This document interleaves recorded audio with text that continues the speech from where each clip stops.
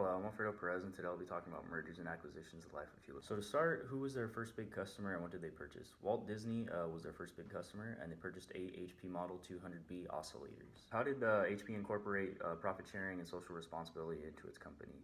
In 1940, they issued Christmas and production bonuses, which eventually led to their profit sharing company. In that same year, they gave their first charitable donation. Going beyond the company, Dave Packard served on the Palo Alto school board and believed that HP should be a good corporate citizen. Dave Packard called the management style that he used. This was known as management by walking around. It allowed for interplay between the employees in order to foster innovation. It gave the supervisors the the freedom to use their expertise and own methods to achieve the goals that were communicated by the founders. And it created their open corporate culture. HP became a publicly traded company, and how are the employees involved? In November 6, 1957, they issued their IPO for two reasons: to help with estate planning for the founders and to incorporate the employees into the company as the profit sharing. So employees with 6 months of service were eligible to receive the HP stock grant. When was HP's first acquisition? Who was the target, and how did the firm ensure that its flexibility would not be compromised by the acquisition? So in 1958, they acquired F.L. Mosley Company in Pasadena, which produced high-quality graphic recorders, which eventually led to HP's printer division.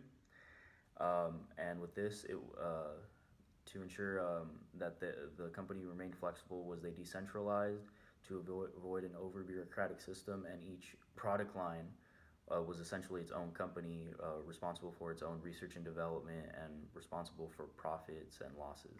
What events did Bill Hewlett see as the open door to getting involved internationally? There were two. There was the 1957 Treaty of Rome and the European Common Market, which European companies came together and would later form the European Union. What was HP's first joint venture? In 1963, they entered the Asian market as Yokogawa Hewlett-Packard. Critical factors for successful merger execution were identified by the HP CEO, and what were their feelings on the merger with Compaq. So there were some main points that the CEO hit, and they were ensuring unrelenting focus on customer service throughout the pre and post integration process, preparing the new HP at every level of the company, and ensuring an aggressive program of cost savings and keeping the employees and shareholders constantly informed. Once the merger integration was finalized, how did HP fit into the industry landscape? So with this, they were the #1 provider of servers, storing, imaging, printing, and personal computers.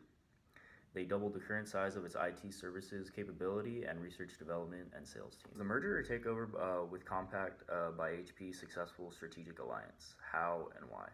So early on, the merger was a bit of a problem. They hit some bumps in the road, but what they did do was when the merger was being finalized by the courts and agencies, they did integrate the company fully in a very vigorous integration planning. Some things that did not go smoothly were the CEO did not clearly communicate the direction of the company and where it would go. Essentially, just kind of settling for HP just to be an operational company. When the new CEO came about, he remembered that HP was a technology company and played the company to his strengths, and the merger became more successful when Mark Hurd took over as CEO.